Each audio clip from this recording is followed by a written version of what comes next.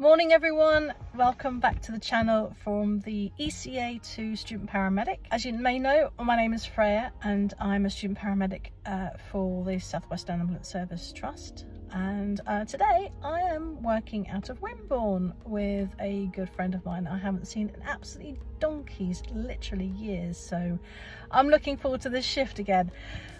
Just want to update you, I just had last night a interesting job which I've never been to before, so I thought I would share it with you, see what your thoughts were. So we got called out to an RTC involving two vehicles. When I got on scene there was already one ambulance there. It was a bit rainy, night time, so visibility was quite bad, and I got out of the vehicle and I just saw this carnage on the floor of where these vehicles had hit each other. There was quite a few occupants altogether, and my thoughts were, oh my gosh, this is the first time I've done an RTC. So just before I went and had a look, I had a quick chat to my colleague and I said, you know, this is my first one. I'm happy to do a triage, because again, you know, if you don't know what's happening, it's good to see what's around and contact the first person on the scene. I needed to contact the person who was there originally, because they would be the potentially the commanding person who knew what was happening, as it were. So I went straight to the vehicle who was on the scene. There was police around as well, so lots and lots of blue lights, lots and lots of people wandering around, and of course the neighbours were, windows are twitching, and noticed that the road itself had been cordoned off already by the police, which did a really good job of that, making everyone safe, so fantastic for them. Spoke to the person who I hooked up with the first on scene ambulance, and they were saying that, okay, we've got these patients here, there's a patient over there, these patients haven't been seen to yet. So I thought, right, great, I will then have a look at the patients that haven't been seen to. And I had three. As I was walking up to the third one, the other ambulances came through and they were able to take two of the patients away from me. So I thought, actually, it's obviously easier for me. I went to the one patient and that's the one I stayed with. And my patient was actually okay, thankfully. No trauma, no C-spine, nothing like that. But you always have to check, even if they self-mobilized out of the car or out of the vehicle, whatever they're driving in or they're being a passenger in, if they even self-mobilize, always check C-spine, just check for head injuries. It's just, you know, it's not worth their life or your registration if you didn't check it and all of a sudden, you know, they've actually got a C-spine injury, which is can be life-changing. But this patient was really well, you know, considering what happened and the state of the vehicles. And she was sat on the chair talking quite happily, well, not happily, but I was never happy, talking happily in a way of, you know, communication. I was happy that she was communicating, she was breathing, she had good perfusion, and I just went through my ABCs after my C-spine checks and everything like that. And all the while I was thinking, I can do this. I don't feel bad about this. I actually feel really, in a way, excited that I was actually doing something really different that I've never done before. And I think it really helped that my patient was a well patient, as it were. I think it would have been different if my patient was bleeding out, was an arrest or whatever, you know.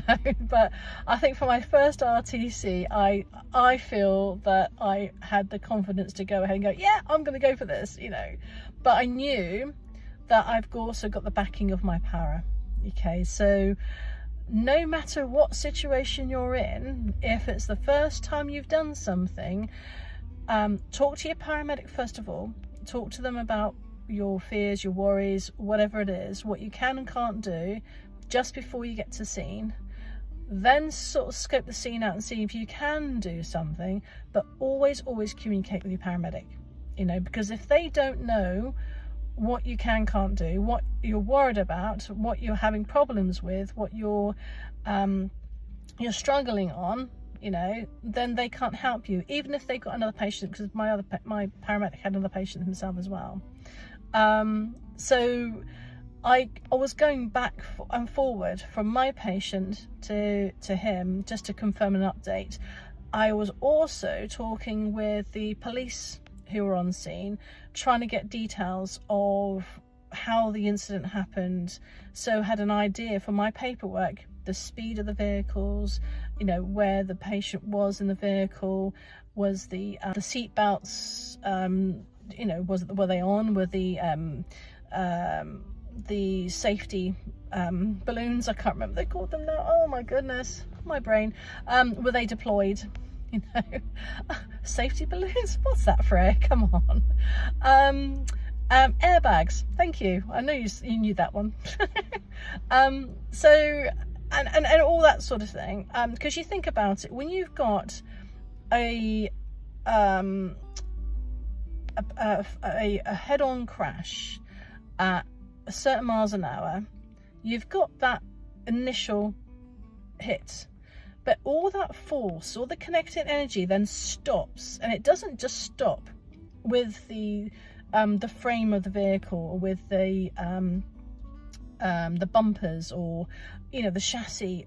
It stops at the engine, and it stops also at the, you know, the driver's seat, the steering wheel, the airbags, but also goes through the person, because you've got that jolt, that really fast forward back moment, and then stop. And think about how your body actually reacts in a shunt, you know, forward, back and stop movement at, you know, over 20 miles an hour.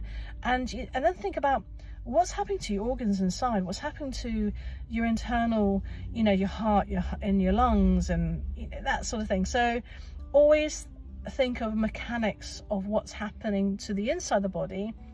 And if you see there's quite a lot of impact on the car itself, or the bike, or whatever vehicle that the patients are using, then that's going to transfer in some way through the patient. So what you see on the outside not necessarily is what you see inside.